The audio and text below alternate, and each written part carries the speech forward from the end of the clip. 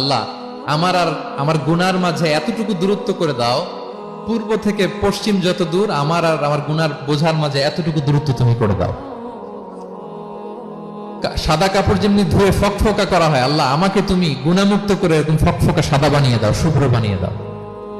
আল্লাহ আমাকে তুমি বরফ দিয়ে, ঠান্ডা পানি দিয়ে, তুষারপাত দিয়ে ধুয়ে আমার গুনাহগুলো তুমি পরিষ্কার করে আমাকে তুমি নিষ্পাপ করে দাও।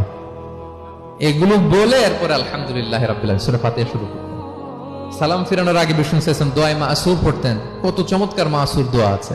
আবার বিষ্ণু বলতেন লা ইউসাল্লিমান্না আহাদুকুম হাত্তা ইয়াতাআওয়াযা আন আরবা মিন আযাবিল কবর মিন আযাবি জাহান্নাম মিন ফিতনাতিল মাহইয়া ওয়াল মামাত ওয়া মিন ফিতনাতিল মাসিহিদ দাজ্জাল।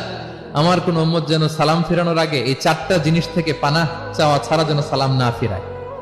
একটা কি? আল্লাহ তুমি জাহান্নামের আযাব থেকে বাঁচাও, আল্লাহ তুমি কবরের আযাব থেকে বাঁচাও, আল্লাহ জীবন মরণের ফিতনা থেকে বাঁচাও, আল্লাহ তুমি দাজ্জালের ফিতনা থেকে বাঁচাও। পড়ে না আমিন।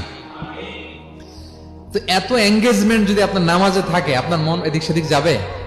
হ্যাঁ, আপনি অর্থ খেয়াল করতেছেন, আযাবের আয়াত আসলে আপনি অশ্রুসিক্ত হচ্ছেন, আপনি দোয়া মাসুর পড়ছেন, আপনি সানা পড়ছেন, আপনি দীর্ঘ সময় কিয়ামুল লাইল করতেছেন, আপনার মন এদিক সেদিক ছুটবে? বলেন তো ছুটবে না। এই টিপস গুলো বিষ্ণু সাল্লাল্লাহু আলাইহি ওয়াসাল্লাম শিখিয়েছেন। এগুলো যদি আমরা পালন করি তাহলে আল্লাযীনা হুম ফি সালাতিহিম খাশিউন,